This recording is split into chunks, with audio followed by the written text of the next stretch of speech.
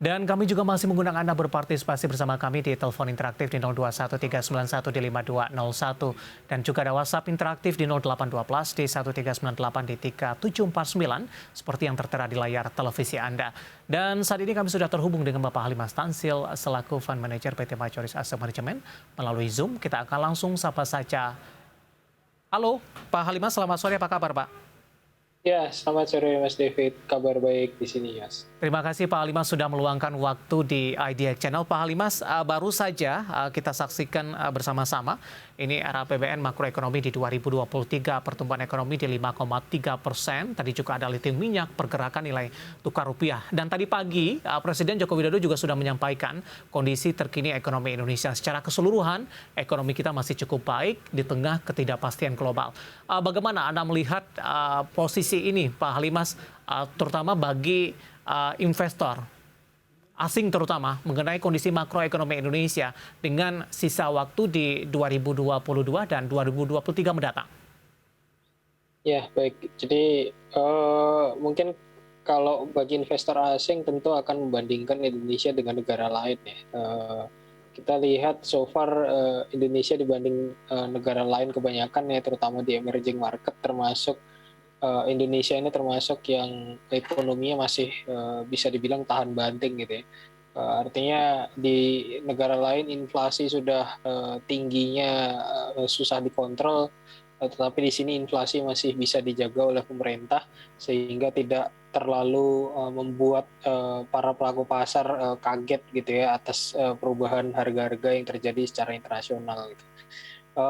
Di sisi lain juga sebagian negara juga sudah mulai menaikkan suku bunga, tapi Indonesia masih menahan suku bunga ya di BI.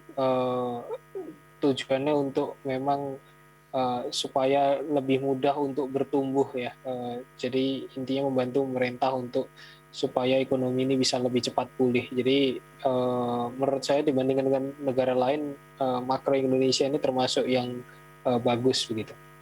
Sampai sejauh ini asing sudah kembali gencar masuk tidak Pak ke pasar domestik, Pak Halimas, terutama dari catatan Anda?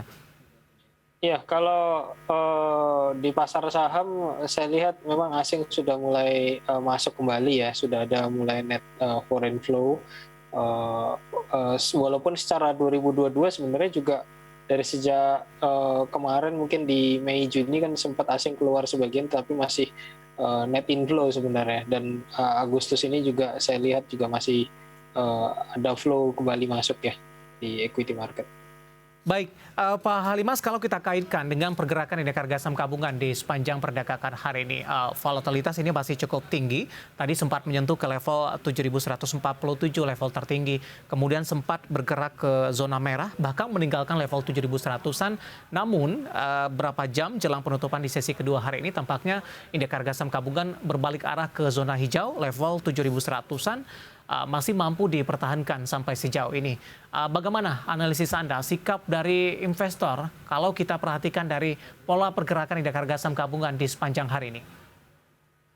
Ya, sepertinya memang bisa dibilang mungkin beberapa hari terakhir ini agak minim sentimen ya. Jadi kebanyakan memang sentimennya adalah sentimen yang mungkin jangka menengah, jangka panjang.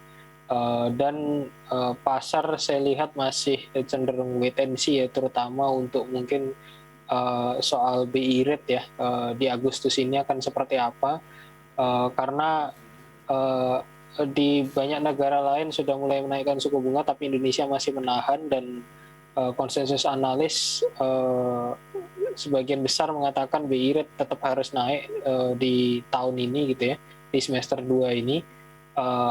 Dan beberapa analis mengatakan memang Agustus ini bisa jadi salah satu momentum yang tepat untuk BI menaikkan suku bunga gitu. Nah, sedangkan sampai terakhir kali di bulan lalu stance BI masih mengatakan kita akan sangat melihat data ya, perkembangan data, dan sebisa mungkin kenaikan suku bunga itu adalah last effort gitu, sehingga mungkin para pelaku pasar masih menunggu juga seperti apa momen BI di bulan ini gitu. Baik, Pak Halimas, di tengah minim sentimen, kemudian juga volatilitas pergerakan indeks harga saham gabungan di sepanjang perdagangan hari ini, dan tadi investor sudah menyaksikan ini kondisi makroekonomi Indonesia dan proyeksinya di 2023 mendatang. Rotasi pergerakan sektoral, teknologi hari ini memimpin penguatan, karena di beberapa hari perdagangan sebelumnya, sektor ini lebih cenderung mengalami tekanan. Ada Goto hari ini menguat di atas 10%, Pak Halimas. Cukup banyak juga yang menanyakan bagaimana prospek dari Goto ke depannya, terutama dengan penguatan signifikan di sepanjang perdagangan hari ini. Analisis Anda, Pak Halimas. Ya, untuk saat ini memang pilihan saham teknologi tidak begitu banyak ya di bursa kita. Salah satunya adalah Goto yang memang market cap-nya cukup besar dan paling besar di sektor teknologi gitu. So far kalau kita lihat Goto memang termasuk yang bisa dibilang market leader ya untuk teknologi yang sejenis atau service yang sejenis. Jadi saya pikir ke depannya sebenarnya outlook-nya masih akan bagus, ada perbaikan kinerja walaupun memang proyeksinya mungkin di 2022 dan 2023 masih rugi ya, tapi saya lihat ada potensi perbaikan kinerja dari Goto. Pak Halimas, dari chart yang dapat kita saksikan di layar televisi, Goto dalam beberapa waktu terakhir ini cenderung mengalami tekanan dan hari ini mengalami penguatan signifikan di atas 10% dan ditutup di level 324. Jangka pendek Anda melihat kemana arah untuk Goto? Ya, mungkin Goto akan melanjutkan rebound ya. Saya melihat ini cenderung memang technical rebound. Posisi sekarang sebenarnya sudah di resisten ya, di 324. Saya pikir mungkin besok kalau closing di atas 324, next target masih bisa ke 354 ya, target terdekat. Dengan penguatan signifikan, ada skenario potensi profit taking tidak, Pak Halimas? Ya, saya pikir memang ada potensi profit taking, tapi saya pikir karena ini sifatnya lebih ke profit taking, mungkin hanya koreksi sehat ya. Saya lihat mungkin support terdekat ada di 312, 314 ya. Mungkin itu area support setelah profit taking, setelah itu saya lihat masih ada potensi untuk naik lagi. 354 akan dicapai sebelumnya atau koreksi sehat dulu, Pak Halimas? Idealnya akan koreksi sehat dulu, baru ke 354. Oke, ada Goto pemirsa hari ini mengalami penguatan di 10,20% di 324 dari sisi sektoral tadi. Saham-saham di sektor teknologi memimpin penguatan dan menopang juga indeks harga saham gabungan. Kita bergeser ke teknologi lainnya. Ada Buka, Pak Halimas, hari ini juga memberikan kontribusi terhadap sektor ini dengan memimpin penguatan secara sektoral. Tapi di penutupan sesi kedua, Buka tampaknya berbalik arah, justru melemah di 332 di 0,60%. Analisis Anda untuk Buka? Ya, Buka saya lihat memang mendekati resistennya ya, tapi kalau melihat sentimen dari sektor teknologi, saya pikir masih ada potensi penguatan sampai 354 ya. Jadi saya pikir mungkin akan naik lagi sedikit lagi. Rekomendasinya Pak Halimas dengan koreksi yang terjadi hari ini dan tadi sempat naik cukup signifikan ini untuk Buka dengan level tertingginya ada di 350, Pak. Ya, kalau melihat ini kan posisinya sudah naik beberapa hari terakhir, jadi supportnya agak jauh ya, supportnya di 300. Jadi saya pikir kalaupun memang harus masuk, sebaiknya masuk ketika terjadi koreksi ya, mungkin koreksi di sekitar 312, 320 ya.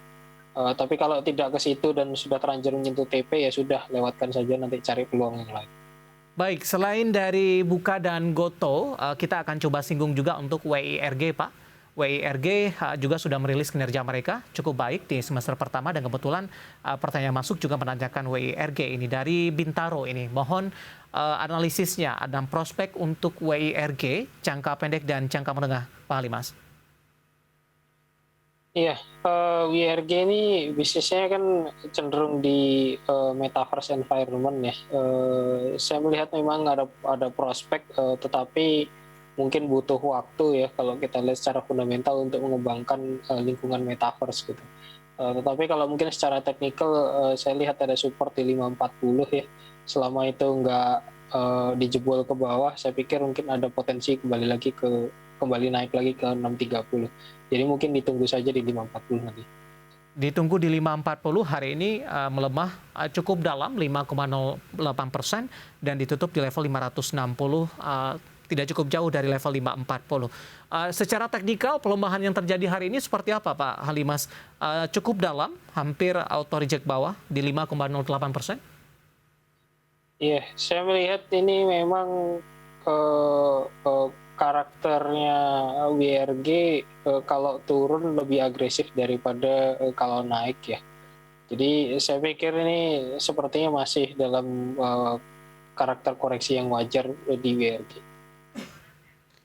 Baik, WRG ditutup melemah 5,08% dan ditutup di level 560 dan tadi juga sudah dijelaskan ada potensi WRG ke 540 dan direkomendasikan ambil di posisi tersebut.